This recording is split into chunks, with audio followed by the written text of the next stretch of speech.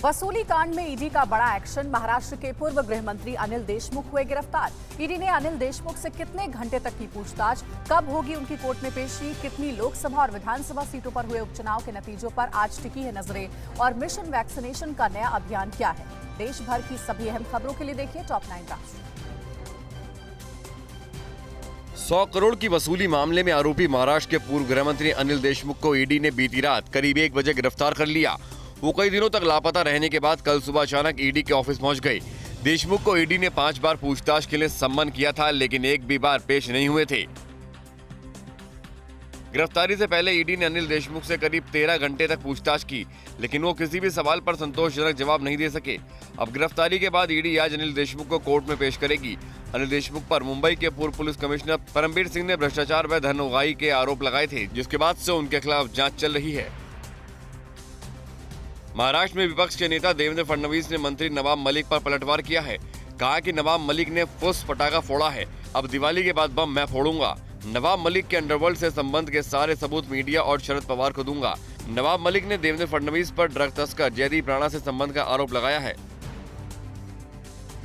देश के 13 राज्यों में हुए 3 लोकसभा सीट और 29 विधानसभा सीटों पर हुए उपचुनाव के नतीजे आ जाएंगे। मतगणना सुबह 8 बजे शुरू होगी।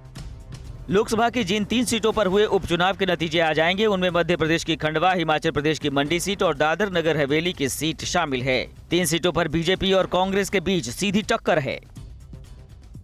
देश के 13 राज्यों में जिन 29 विधानसभा सीटों पर हुए उपचुनाव के नतीजे आ जाएंगे, उनमें असम की 5 विधानसभा सीट, पश्चिम बंगाल की 4, मध्य प्रदेश, हिमाचल प्रदेश और मेघालय की 3-3 विधानसभा सीटें शामिल हैं। कर्नाटक एवं राजस्थान की 2-2 सीटों और मध्य प्रदेश, हरियाणा, महाराष्ट्र, मिजोरम और तेलंगाना की 1-1 सीट शामिल है।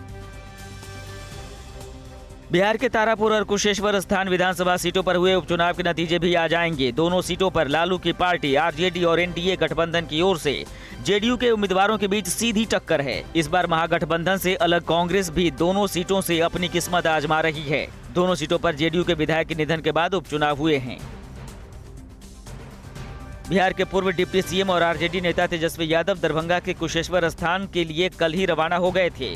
तेजस्वी ने कहा कि उन्हें आशंका है कि काउंटिंग में नीतीश कुमार गड़बड़ी करवा सकते हैं, लेकिन वो जनादेश की चोरी नहीं होने देंगे। ये चुनाव इसलिए भी अहम है क्योंकि साल 2014 के बाद लालू ने पहली बार बिहार में चुनावी सभा को संबोधित किया था।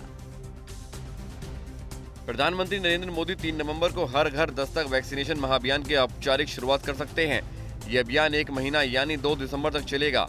इसके तहत 18 साल से ऊपर जो लोग वैक्सीनेशन से छूट गए हैं या फिर जिनकी दूसरी खुराक नहीं लगी है, उन्हें उनके घर पर ही कोरोना वैक्सीन दी जाएगी। देश में कोरोना संक्रमण की रफ्तार भले ही थम गई है, लेकिन त्योहारी मौसम में ये तेजी से पांव पसार सकता है। आशंका जताई जा रही है कि कोरोना का A/4 वेरिएंट कभी भी विकराल रूप धारण कर सकता है। देश में पिछले कुछ समय से एक दिन में कोरोना के 13,000 के आसपास नए केस सामने आ रहे हैं। इस समय देश में कोरोना के करीब 1.5 लाख एक्टिव केस हैं। परवाह देश की, सोमवार से शुक्रवार रात 10 बजे TV9 भारतवर्ष पर।